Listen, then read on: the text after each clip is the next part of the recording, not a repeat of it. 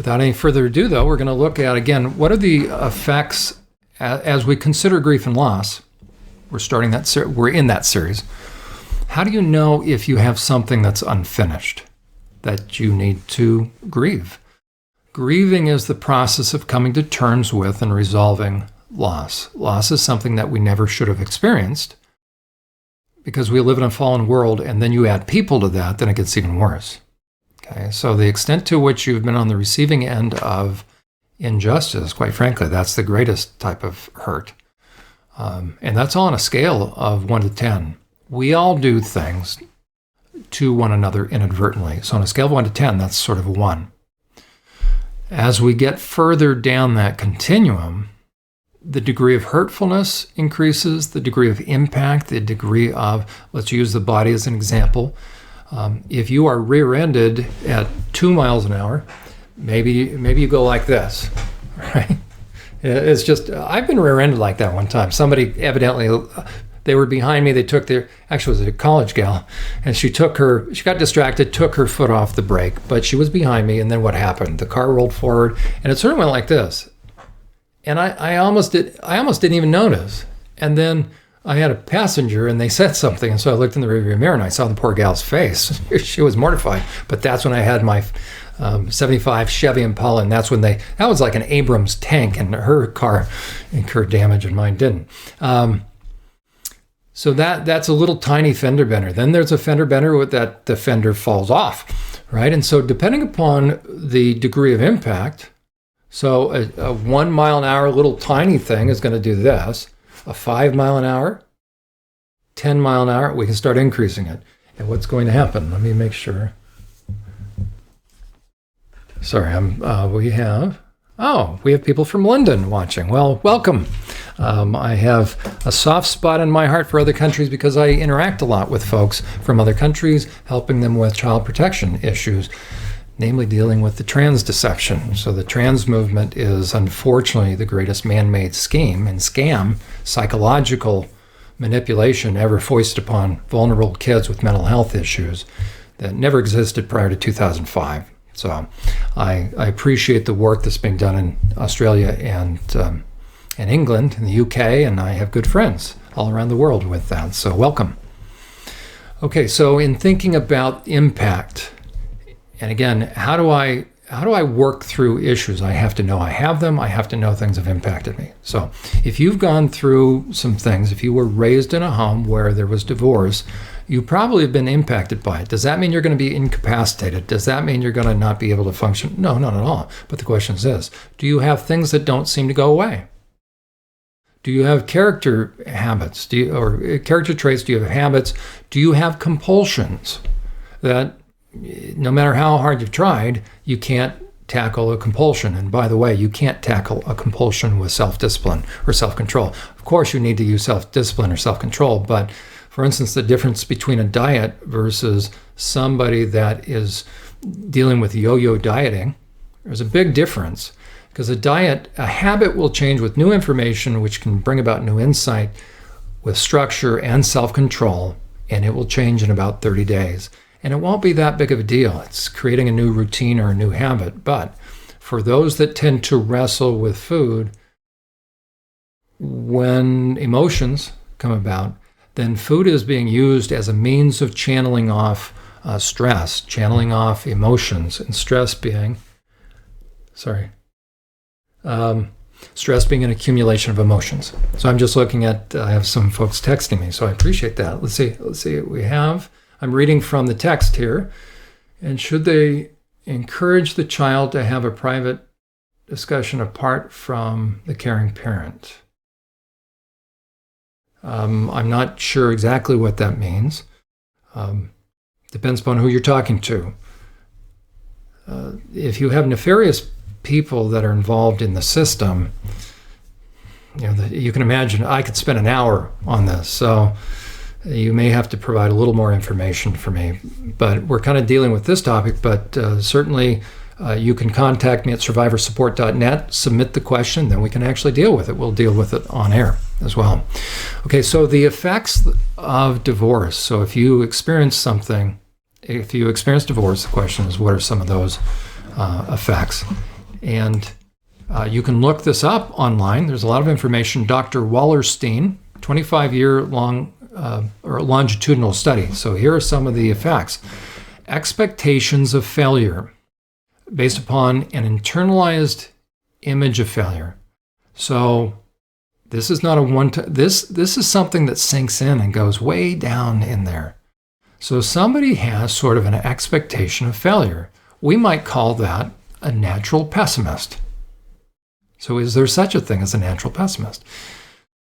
Those that are sort of naturally pessimistic look at people that are naturally optimistic as either, we don't know how they can do that, or naive. Sometimes they look at us as naive. Or they're just sort of bewildered. It's like, well, how can you not feel like the more success you have to guard it?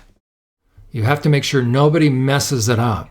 So you're almost, you're marching down the football field and you're almost to the goal line, and then somebody's going to, isn't that interesting? Where does that come from? So some stuff has happened probably in one way or another. If the longer you have success, the more tense you become, which is interesting because you would think the longer we have a track record of success, what should happen to your tension level?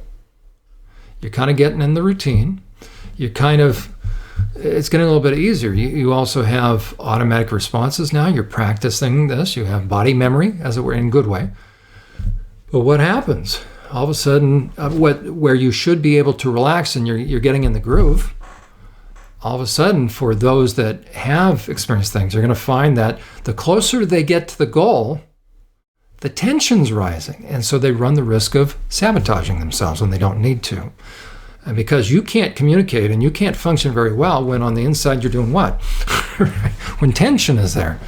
So strangely enough, they have an expectation of failure. Why? Because that's sort of what they experience. As a matter of fact, maybe they tried to solve things all the time, and even though they put forth their best effort, time and time again, they tried to get things calm. They tried to make sure dad wouldn't drink. What happened? They tried to make sure they emptied out mom's liquor bottles, found where she was hiding them, and what happens?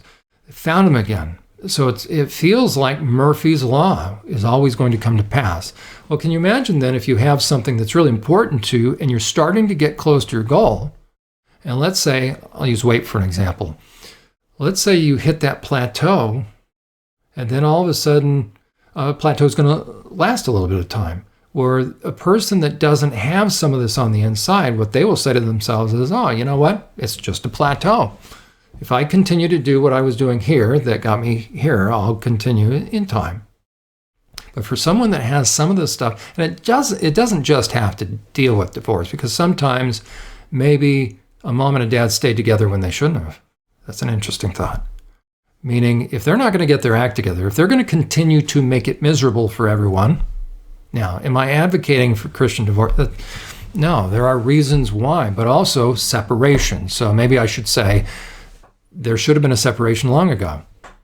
Okay, that's very biblical. Read Proverbs chapter 26, 27, 28, and you'll find out what you're supposed to do with a fool. Okay, so expectations of failure is just in you, and it's almost like no matter what you want, it's only a matter of time till it gets snatched away. Kind of like Eeyore. So we also call that dysthymia. Okay, fear of loss. Isn't that interesting? Very similar. I expect failure. So part of me gets hypervigilant to the extent that I'm experiencing success, but I also know that it's only a matter of time until what? It gets snatched away. So that's sort of like at the beginning, I know it's only a matter of time until, and then as Dr. Wallerstein found, they have fear of loss. And that also can be with relationships. Well, if you fear you're going to lose a relationship, well, let's say there's no reason to fear. What are you going to start to look like? What are you going to start to act like? Well, probably a couple things. You're either going to start to become very needy and clingy, and where the person's going, gosh, stop. Okay? In whatever way. That can take a couple different forms. Where there's no breathing room, where literally sometimes they have to be with the person all the time. This is an interesting thought. Sometimes that can take the form of a spouse that has never learned to drive. We can go into details about that, but it could be on some level because they never want to verbalize it. They fear that they're going to lose the person or the person's going to leave. And so if I create, sometimes it's on sort of a subconscious level, but if I create a situation where the person always has to be helping me, then they're staying with me. But again, how unhealthy is that? That's not two complete individuals. That's somebody who's taking and taking and taking, another person giving and giving and giving, and that's where resentment happens, because the person's going to burn out, because that's not a healthy relationship. Okay, so fear of expectations of failure, fear of loss. The next one is fear of change. Why? Because anytime things changed, bad things were going to happen. The only thing that is pretty consistent about a dysfunctional family is there's always something. There it is. There's always something, and what's next? So when things start to become unpredictable, and this is sort of interesting too, it can become unpredictable if things actually start to get better. You can have a dynamic where you can have somebody that's married to an alcoholic, so what we'll call an alcoholic home, but somebody's married to an alcoholic, we tend to call that the codependent or enabler. So let's say the alcoholic, this is sometimes, but it's kind of interesting. So let's say the alcoholic becomes a Christian, or somehow he decides he's not going to drink anymore. Sometimes, where the spouse that has been sober or hasn't been drinking has been complaining and complaining, or has been wishing and hoping that the person would finally sober up. Some of you already know where I'm going to go with this. Strangely enough, in some cases, once the person gets sober, so here's our sober person, so here's our drunk, and here's the other spouse, and so let's say he finally gets sober. I should have a little finger puppets on. Maybe I will sometime, because this will be good. So we have our former drunk who's now dry, and let's say he's actually working on his stuff. Sometimes this person will start to do what? In a way, do something to poke and put him down to drive him back to drinking. Why? Because even though she was saying she hated it, the fact that now things are going to change, maybe she came out of that home. So she doesn't know how to handle when things go okay. Or there's probably some other things. We can describe a lot of those things. But let's say that scenario, it is in that silence that when somebody grew up in an alcoholic home or a dysfunctional home, where the average person, the average couple, ideally, as they're working together in marriage, they're working through their problems. On the front end of the marriage, the early years, adjustment, and then you keep going through transition. So with each transition, getting married is a transition, having the first child is a transition, having the second child is transition, right? But each of those passages are going to have to adjust to. But if all things being equal, ideally, things are supposed to start to calm down, so that you get to a point where you've got your stride, and as a couple, you're able to communicate.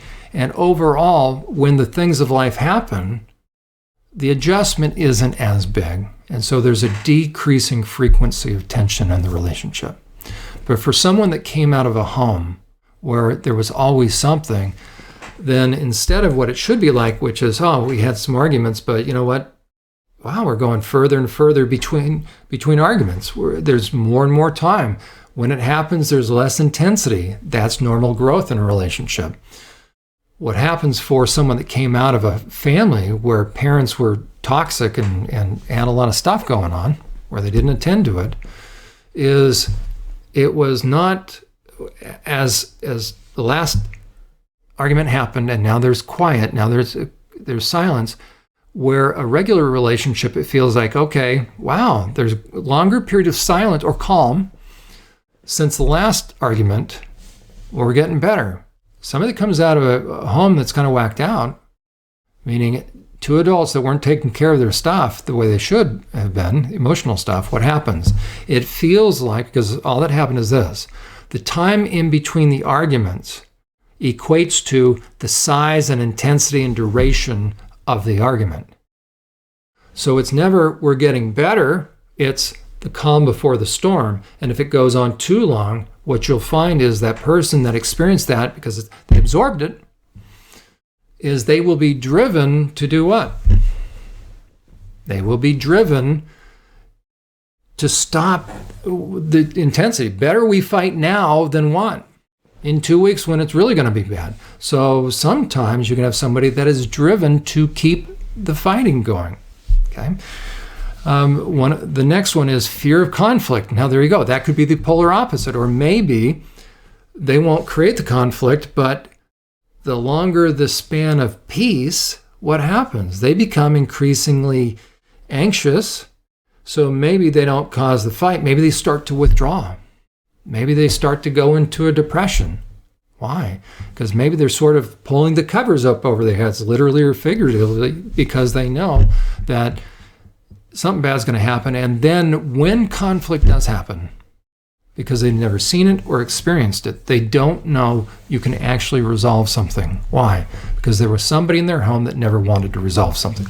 They may have had two people, but there was at least one person that in a strange sort of way had a vested interest in keeping things stirred up, who purposely started fights to give him or her an excuse to go drink. Those that lived in that kind of environment, you'll probably remember everything was going fine, and all of a sudden, something erupts, and the last thing you remember is the door slammed, and now there's silence for a second. There are a lot of people, once they get sober, once they start to grow up, once they mature, once they work through their stuff, they will tell you that they were the cause of a lot of it, and they would look for. Why? Because it's almost 6 o'clock, and they had plans. There are some situations like that. And how crazy-making, how irresponsible, how emotionally irresponsible for kids, because they had to survive that. So, okay, and so those are 4. So we have expectations of failure, fear of loss, fear of change, fear of conflict. Here it is. Fear of betrayal. Wow.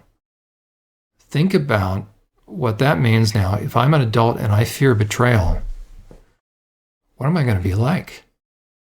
And what is that going to feel like to my spouse? And that's a tricky one these days because there's so much pornography now, so many guys into pornography. But let's say a guy isn't. But if you fear betrayal, what are you going to start to do? In a way, something that makes sense, but it's not helpful. What are you going to start to do? You're going to snoop. You're going to check phones. You're going to check computers. Matter of fact, if you have a marriage where you're driven to check somebody's phone, except for kids. You need to check phones with kids, by the way. I'm sorry, how are we doing? I just want to make sure I haven't missed any other questions here. Okay. Part of the problem with parents right now is they're not aware of what's going on. So parents, you have to be invasive, but there's an art to that, but you have to be aware because predators, the other half of my life is dealing with predators. Okay, predators will find kids that are, as it were, latchkey kids. They're alone in their rooms and they're on the phone. You need to be mindful. So you need to snoop, but do so in a way that the kid can't find out. Okay, we'll talk about that sometime. But with a spouse, if you find you are driven to check and double check, there's something going on. So either there's legitimate stuff, but if there's no indication, you can have a guy that's getting into stuff that'll be defensive. That's the MO, right? Of guys that are unfaithful, they'll become defensive. But if you have all access to if you have all his passwords, if you have access to everything, and by the way, gentlemen, unless you're in the NSA or FBI, your spouse should have all your passwords. If they don't, there's a reason why, isn't there? As a matter of fact, I'm going to give a little plug for an app called Life 360. That's a wonderful app because it allows each family member, it's a GPS. And so you can know where the other person is and where they've been. I recommend all spouses have one of those. There was a couple that I knew, and the husband, no way he's going to put that on his phone. That's not a good sign. Your spouse should know where you are at all times. They shouldn't have to wonder. Now you don't even have to pick up the phone, so that's a beautiful thing. If you can't have 100% honesty, there's a reason why. And if nobody's given you a reason not to, it's concern. But if you fear betrayal and there's no indication and the person's been open, then you may drive I'm not saying drive them to be unfaithful, but you will create a sense of frustration, because if I am faithful to you and you continue to question it, what does that do? It undermines my sense of all the effort I'm putting in to make you feel okay, to protect you. Sometimes I wonder how the Lord feels if we continue. That's interesting, huh? How many times do we continue to doubt the Lord's protection and his faithfulness? That's interesting. So we need to be careful that if there are no indications of unfaithfulness, then we actually we have a responsibility to take them at face value. Okay, that's different than being a sucker. And the last of the 6 effects of divorce are fear of loneliness. So that's that double bind, as it were, a catch-22. Because if I fear conflict, then I'm going to have a hard time with intimacy. And so I'm going to sort of withdraw in a way, or I'm going to create issues. But then as the person starts to distance me or from me, or let's say I fear betrayal and I start creating issues, guess what happens? The person starts to distance themselves. And so what happens? That fear of loneliness kicks in. And so in those kind of relationships, you have a ricocheting effect, hot and cold, back and forth. Sometimes that is called borderline personality disorder. Sometimes that's called bipolar. So it's important to think about where some of that's coming from. So we will pick it up at this point next week with a look at the issues of those adults that have gone through some challenging things, especially at the hands of or under the roof of narcissists. We're going to look at that in preparation for then discerning how much did these kind of things impact us as we move into then, how do I begin to grieve the loss? Because unless I can make sure that which is in the past, that which is now, I think, buried, is it truly buried, or is it down there percolating and doing a number on me? Well, thank you for listening. Thank you. There's some of you from other countries. Thank you for tuning in. I hope this has been helpful. Plan on being back here 8 o'clock Eastern Standard Time in the U.S., and we will pick it up at this point as we continue our journey to healing. To donate to this ministry, schedule a personal consultation with Jon, or to arrange a professional training for your church or organization with Jon, simply visit our website. On behalf of Survivor Support, we look forward to hearing from you and to have you join us next time on Journey to Healing.